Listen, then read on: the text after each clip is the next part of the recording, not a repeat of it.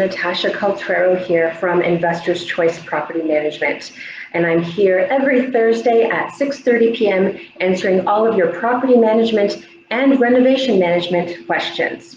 Thank you so much for being here with us today. We've got a couple of great questions today, and I'm really eager to get into them, but as usual, I do have to share our disclaimer.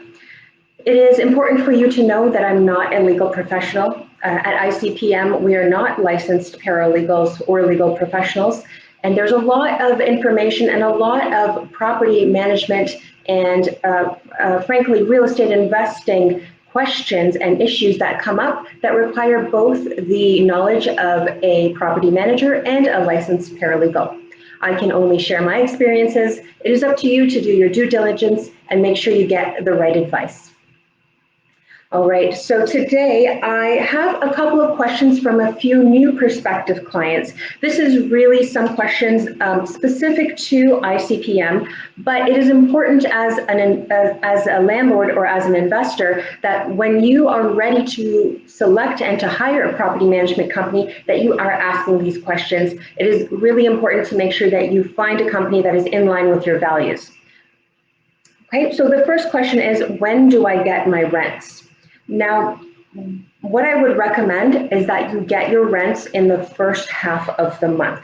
If someone is trying to tell you that you're not going to get your rents until after the 15th of the month, really understand why that is. At ICPM, we get rents to the clients by the 10th business day of the month. So the reason for that is because we collect rents on the first of the month, and it takes 5 business days for that to clear. Sometimes, especially clients with more than one property, we have a few stragglers who are paying rent maybe on the 2nd or the 3rd day of the month. We're not going to talk about how we deal with that in this particular question, so make sure you check out our other questions on how to deal with late rents. But that gives us a couple of additional days for those to clear as well, along with our time to put together our invoices and make sure the funds are deposited into the client's account on time. So make sure that you are getting your rents on time. Okay, and question number 2 is, do you charge a premium on maintenance repairs? Now, this is a really important question to know, to think about when you are hiring a property manager.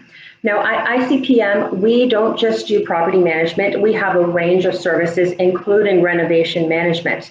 For those larger renovation projects where ICPM is doing a lot of that project management, yes, there's definitely an element of additional funding that goes into that work.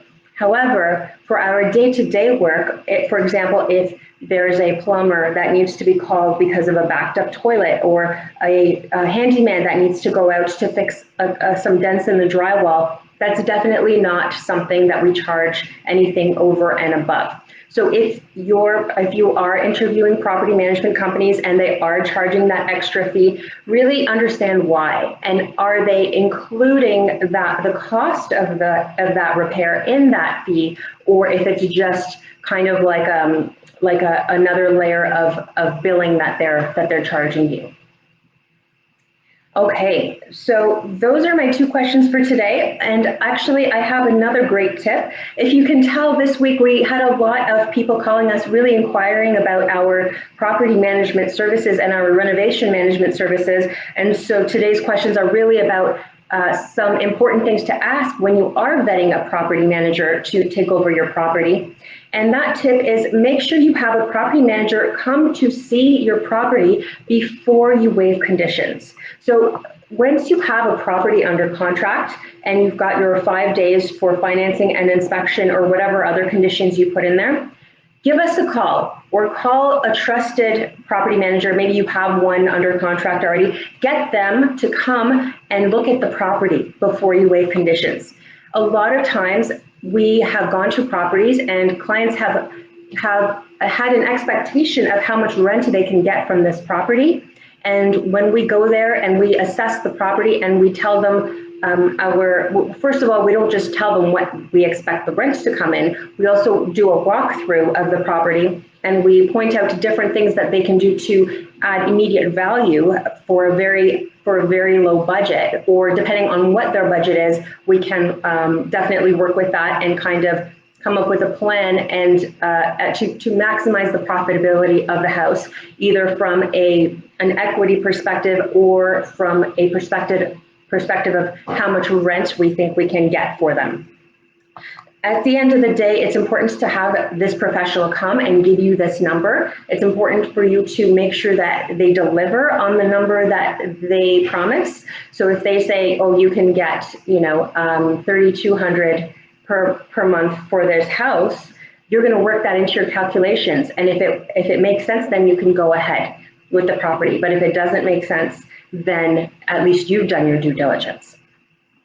Okay, now, one thing I want to share with you that I haven't flat out said in these AMA type questions is the reason that I'm sharing this information with you is because I want you to be profitable and I want to see you successful in your real estate investments. And the one thing that you can do that will really make that or break it is management. If you are able to manage your property at a very high level, your profits will follow. I'm a very firm believer that how well a property is managed equals how profitable it will be. And so if you have any questions, I invite you to please give me a call or send us an email. We would love to take your questions and share our knowledge with you. We want to see you be successful. Of course, we get a lot of clients who call us and they have a problem tenant or they have a property that isn't cash flowing, and we kind of brainstorm with them and we really put a plan in place to solve these problems for them. But I don't like to hear that because it breaks my heart.